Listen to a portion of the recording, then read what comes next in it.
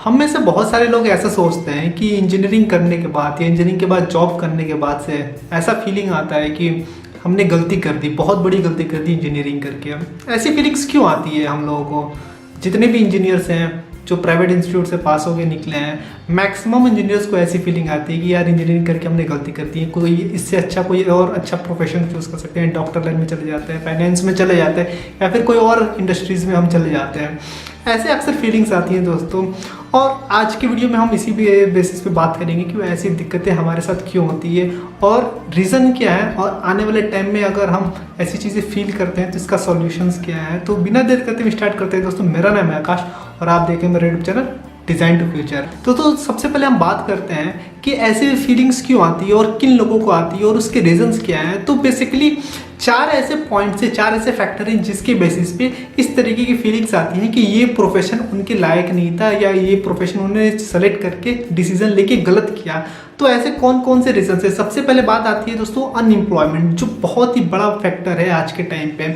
लोग बीटेक कर लेते हैं, इंजीनियरिंग कर लेते हैं, डिप्लोमा कर लेते हैं, लेकिन उसके बाद से जॉब नहीं लग पाती है, जिसके कारण उनको ये फीलिंग आती है यार कि ये हमने बेकार ही किया, इतने पैसे हमने लगाए, इतना इन्वेस्टमेंट किया इस चीज़ पे, उनके पेरेंट्स ने इतना इन्वेस्टमेंट किया इस कोर्स को करने के लिए, लेकिन उनको एक 10,000 की भी जॉब नहीं लग पाती है, जो एक बहुत बड़ा फैक्टर बन जाता है। लेकिन आपको एक बात सुन के बहुत ज़्यादा ताजुब होगा कि इंडिया के अंदर हर साल प्राइवेट इंस्टीट्यूट 10 लाख इंजीनियर्स को प्रोड्यूस करते हैं और वो भी अनएम्प्लॉयड रहते हैं। तो जो लोग फ्रेशर्स हैं, जो पास आउट होने के बाद से जॉब नहीं मिल पाती है, उनको ये बिल्कुल ही फीलिंग आती है कि आखिर हमने ये प्रोफेशन क्यों किया, या फिर आप एम्प्लॉयड थे, आपकी जॉब चली गई लॉकडाउन के अंदर, जिसकी वजह से आपको ये फीलिंग आ रही होगी। अब हम बात करते हैं ऐसे रीजंस क्या हैं, या फिर उन लोगों के लिए जो फ्रेशर्स हैं उनको जॉब नहीं मिल पा रही है, उनके साथ ये रीजंस क्यों हैं। तो एक बहुत ही चौंकाने वाली बात ये निकली है दोस्तों कि एक रिसर्च से ये भी पता चला है कि इंडिया के अंदर कंपनियां फ्रेशर्स को जॉब क्यों नहीं देती हैं। वो इसलिए नहीं देती हैं क्योंकि उनको एक स्किल्ड कैंडिडेट नहीं मिल पाता है, जिसकी वजह से वो अपने जॉब के लिए, अपने प्रोफेशन में जो जॉब डिस्क्रिप्शन दे रखा है उसके बेसिस पे वो कैंडिडेट सूटेबल नहीं होते हैं। ये रीज़न क्यों होता है? क्योंकि जो प्राइवेट इंस्टीट्यूट्स हैं वो कैंडिडेट से पैसे तो लेते हैं, लेकिन उनको वो प्रॉपर स्किल नहीं दे पाते, उनको प्रॉपर वो अप टू मार्क का एजुकेशन नहीं दे पाते हैं, जिसके बेसिस पे वो स्टूडेंट एक स्किल्ड इंजीनियर नहीं बन पाता है। और जब वो पास आउट होने के बाद से किसी इंडस्ट्रीज में जॉब देने जाता है, जॉब के लिए इंटरव्यू देने जाता है, वहाँ पे वो क्वालिफाइड नहीं कर पाता है, क्योंकि कंपनियों को उसके अंदर वो स्किल नहीं दिख पाते हैं। जो चीज़ें वो पूछते हैं वो आंसर नहीं कर पाते हैं। ये एक बहुत बड़ा फैक्टर हो जाता है। अब इसके पीछे का लॉजिक भी आपको समझना पड़ेगा। एक बहुत ही बड़ा इसका एक मार्केटिंग एजेंडा ये चलाया गया है इसके अंदर। अब मैं आपको एक चौंकाने वाली चीज़ और बताऊंगा जिससे आपको समझ में आएगा कि ये प्राइवेट इंस्टीट्यूट ऐसा क्यों करते हैं। तो आपने बचपन में देखा होगा जब आप स्कूल जाते थे तो वहाँ पे क्या होता, स्कूल में जाते थे आप तो वहाँ पे प्रिंसिपल्स या वहाँ के स्कूल के मैनेजमेंट आपसे पूरे पैसे लेते थे, फीस लेते थे, लेकिन जो टीचर होता था वो क्या करता था, आपको क्लास में सारी चीज़ें नहीं बताता था। वो वही चीज़ें बताता था जो अधूरी चीज़ें रह जाती हों, मतलब कि आपको पूरा नॉलेज नहीं दे पाता हो। और बाकी की चीज़ें वो किस लिए रखता था? वो इसलिए रखता था ताकि आप उससे ट्यूशन लो और वो बाकी की सारी चीज़ें वो ट्यूशन से आपको पढ़ाए और वो आप उसको पैसे दो। तो आपके जेब से दोनों जगह पैसे जा रहे हैं, स्कूल में भी पैसे जा रहे हैं और ट्यूशन में भी पैसे जा रहे थे। और जो नॉलेज आपको स्कूल में ही मिल जानी थी वो आपको ट्यूशन में भी लेनी पड़ रही थी, जबकि उसकी कोई ज़रूरत नहीं थी। तो वही चीज़ें यहाँ पे भी एप्लीकेबल है। स्कूल की जगह आप कॉलेजेस हो गए और ट्यूशन की जगह आप कोचिंग और प्रोफेशनल टीचिंग इंस्टीट्यूट्स हो गए जो अलग अलग कोर्सेज और सर्टिफिकेशन कोर्सेज कराते हैं। तो ये एक फंडा हो गया, ये एक रीजंस हो गए हैं जिसके बेसिस पे एक स्किल्ड कैंडिडेट नहीं बन पाता है कॉलेज पास आउट होने के बाद से। इसीलिए आज के टाइम पे कॉलेज पास आउट होने के बाद से आपको जॉब नहीं मिल पाती है। इसीलिए मैं भी जो रिकमेंड करता हूँ कि केवल डिग्री के बेसिस पे आप जॉब ढूंढोगे तो आज के टाइम पे आपको जॉब नहीं मिलेगी, आपको कोई ना कोई सर्टिफिकेशन कोर्स करना ही पड़ेगा। तो ये एक बहुत ही बड़ा फैक्टर है दोस्तों, आपको इसके बारे में समझना बहुत जरूरी है। तो दूसरा रीज़न है वो है दोस्तों आपका मनी। जी हाँ दोस्तों, मनी की बात करें तो सबसे बड़ी बात आती है कि जब आप ये इंजीनियरिंग कोर्सेज करते हो तो एक अच्छा खासा अमाउंट आपके पेरेंट्स का इन्वेस्ट होता है इसमें। फिर आप जब पास आउट होने के बाद से निकलते हो तो आपकी जॉब नहीं लगती है, आप अर्न नहीं कर पाते हो। अब ये एक बहुत बड़ा रीज़न हो जाता है कि आप जॉबलेस रहते हो, आपके पास अर्निंग नहीं है, तो आप अपना लिवलीहुड कैसे चलाओगे, आप अपना पेट कैसे पालोगे, जब अपना नहीं कर सकते घर वालों का कैसे करोगे। तो उसके बाद से बहुत ही ये बुरी वाली फीलिंग आती है आप लोगों को कि हमने ये क्यों कर लिया जब हम 1 रुपये कमा ही नहीं सकते इस चीज़ से। तो ये भी एक बहुत बड़ा रीज़न है। लेकिन इसका सॉल्यूशन क्या, हम केवल प्रॉब्लम्स की बात नहीं करेंगे, सॉल्यूशन के बारे में बात करेंगे कि इसका रीजंस क्या है और इसका सॉल्यूशंस हम कैसे कर सकते हैं। तो देखो दोस्तों, जरूरी नहीं कि अगर आपकी जॉब नहीं लगती है तो आप होपलेस हो जाओ और वहाँ पे ये इस तरीके की फीलिंग्स लाओ। तो आपको करना क्या है यहाँ पे कि अर्न करने के लिए आपके पास बहुत सारे ऑप्शंस हैं, जैसा कि आप ऑनलाइन ट्यूशन्स दे सकते हो, लोगों को पढ़ा सकते हो, कोचिंग सेंटर्स में जाके पढ़ा सकते हो, या फिर इसके अलावा आप ऑनलाइन मार्केटिंग कर सकते हो। डिजिटल मार्केटिंग का आजकल ज़माना है, आप अपने स्किल्स को एक्सपोज करो यूट्यूब पे, अपने ब्लॉग्स बना के डिजिटल मार्केटिंग के थ्रू, फिर उससे आप अर्न कर सकते हो। कई सारे तरीके हैं जहाँ से आप काम कर सकते हो। फ्रीलांस के ऊपर आप वर्क कर सकते हो। फ्रीलांस के ऊपर मैंने एक वीडियो बना रखा था जिसका लिंक मैंने इस आई बटन पे मैंने दे रखा है, आप वहाँ से चेकआउट कर सकते हो। तो बहुत सारे तरीके हैं जहाँ से आप मनी अर्न कर सकते हो। तो ये एक अच्छा सॉल्यूशन है आपको अर्न करने का। मैं खुद फॉलो करता हूँ। मैं जब जॉबलेस था, बीच में मैंने कुछ साल जॉब किया, फिर छोड़ दिया, फिर जॉब किया। तो जब मैं जॉबलेस था तब उस टाइम पे मैंने बहुत सारी चीज़ें की, ट्यूशन पढ़ाया, ऑनलाइन मार्केटिंग किया, बहुत सारी चीज़ें किया। तो वो सारी चीज़ आप लोग भी ट्राई कर सकते हो, आपके लिए काफ़ी बेनिफिशियल हो सकता है। जो तीसरी चीज़ है वो है दोस्तों आपका इंटरेस्ट।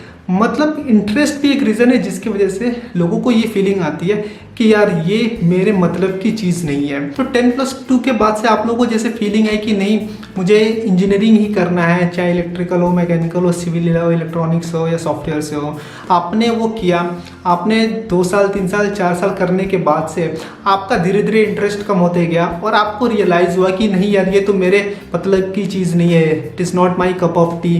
तो आप सोचते हो कि यार इससे अच्छा मैं एक और प्रोफेशन चूज़ कर लिया होता, लेकिन अब तो मैं ये करने के बाद इसी में फंसा रह जाऊंगा। जी हाँ दोस्तों, ये एक बहुत बड़ा रीज़न है। लेकिन इसके लिए आपको एग्जांपल के तौर पे 3 इडियट्स की मूवी तो याद ही होगी। लेकिन मैं एक बहुत ही आइडियल कंडीशन में नहीं जाना चाहता हूँ, आपको प्रैक्टिकल लाइफ के बेसिस पे आपको एग्जांपल्स दूंगा और सॉल्यूशन भी बताऊंगा। तो अगर आपको इस केसेस में फीलिंग आती है तो मैं सिंपल सी ये बात कहूँगा कि अगर आपने ज़्यादा लेट नहीं किया है तो आप सिमिलर प्रोफेशंस में जा सकते हो जहाँ पे आपको जॉब की अपॉर्चुनिटीज़ और अर्निंग की अपॉर्चुनिटीज़ दिख रही हैं और आप वहाँ पे अपना करियर स्टार्ट कर सकते हो। या फिर आप कंप्लीटली चेंज भी कर सकते हो अगर आपको बिल्कुल भी इंटरेस्ट नहीं हो रहा है इस प्रोफेशन में जो आपने कोर्स किया हुआ है, तो आप उसको कम्प्लीटली चेंज भी कर सकते हो। क्योंकि ऑब्वियसली बात है, अगर आपका इंटरेस्ट ही नहीं होगा तो आप कितना भी काम कर लो, आपका मन नहीं लगेगा तो आप ग्रो नहीं कर सकते हो। एक टाइम के बाद से आप उस लिमिट पे जाके रुक जाओगे और उससे ऊपर आप नहीं बढ़ पाओगे। तो ये एक बहुत ही बड़ा रीज़न है जो आपको पहले ही डिसाइड करना चाहिए। ये भी एक रीज़न है दोस्तों कि जॉब करने के बाद से कई सारी सब डोमेन फील्ड होती हैं। मतलब कि जैसे मैकेनिकल के अंदर मैं बात करूं तो मैकेनिकल में प्रोडक्शन हो गया, डिज़ाइन हो गया, क्वालिटी हो गया। तो होता क्या है कि आपने मैकेनिकल किया, मैकेनिकल में आपको डिज़ाइन में इंटरेस्ट था और आप चले गए क्वालिटी में या प्रोडक्शन में। आपने 2 साल उसमें इन्वेस्ट किया, उसके बाद से रियलाइज़ हो कि यार ये मेरे मतलब की चीज़ नहीं है, मुझे दूसरे फील्ड पे जाना चाहा। फिर आपको रियलाइज़ होता है कि आपको 2 साल आपने इन्वेस्ट किया, ये तो एक्सपीरियंस मेरा काउंट ही नहीं होगा अगर मैं डोमेन चेंज करता हूँ। तो ये भी एक बहुत बड़ा फैक्टर है कि आप जब भी डोमेन में जाओ वहाँ आप पहले डिसाइड कर लो कि आपको किस फील्ड में जाना है। तो ये एक बहुत ही इंपॉर्टेंट चीज़ है कि आपको पहले से डिसाइड करना पड़ेगा सब डोमेन में जाने के लिए। और लास्ट रीज़न है वो दोस्तों पोजीशन। जी दोस्तों, आपने जॉब भी कर लिया, जॉब भी मिल गई, पैसे भी कमाने लगे, अपने इंटरेस्ट के हिसाब से भी जॉब मिली, लेकिन लास्ट जो पॉइंट है आपका पोजीशन, आपको अपने पोजीशन के हिसाब से जॉब नहीं मिली है। मतलब कि आप जिस कंपनी में जॉब करते हो वहाँ पे आपके जॉब की वैल्यूज़ नहीं है। आपको सीखने के लिए तो बहुत कुछ है, आपको पैसे भी मिल रहे हैं, लेकिन आपके बातों को कोई नहीं सुनता, आपके जॉब की कोई वैल्यू नहीं है वहाँ पे। और आप उस पोजीशन पे हो जिस पोजीशन पे आपको जो चीज़ें मिलनी चाहिए, जो कंपनी वैल्यूज़, जॉब रिस्पेक्ट्स, बहुत सारे ऐसे टर्म्स होते हैं जो आपको नहीं मिल पा रहे हैं। तो उसके बेसिस पे भी आपको ये फीलिंग आती है कि यार ये प्रोफेशन मेरा बेकार है। आप लोगों ने बहुत लोगों से सुना होगा कि यार ये इंजीनियरिंग की लाइन ही बेकार है, या फिर ये डॉक्टर की लाइन ही बेकार है, या फाइनेंस की लाइन ही बेकार है। लोग इस तरीके से बातें कहते हैं। तो ये एक रीज़न होता है क्योंकि वो उनको उस लेवल का पोजीशन नहीं मिल पाता है। तो इसके लिए सिंपल सा सॉल्यूशन है दोस्तों कि आप अपने स्किल्स को अपग्रेड करोगे तभी आपको पोजीशंस मिल पाएगा।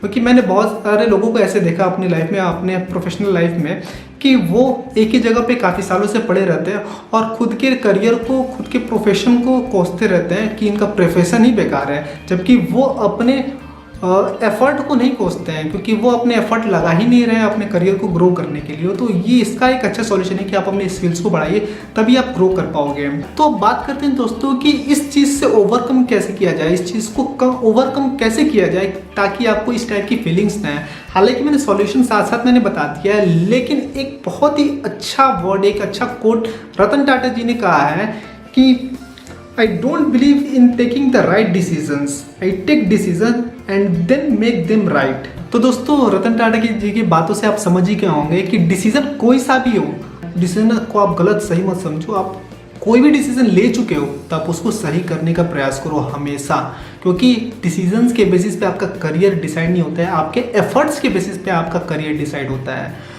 तो सिंपल सी बात है दोस्तों कि आपने भले इंजीनियरिंग कर लिया हो, लेकिन ये आपका प्रोफेशन रॉन्ग नहीं है, ये बिल्कुल सही है आपके हिसाब से। बस आप अपना एफर्ट उसमें पूरा नहीं लगाया, इसी वजह से आपको इसमें आप अपने गोल्स को अचीव नहीं कर पा रहे हो।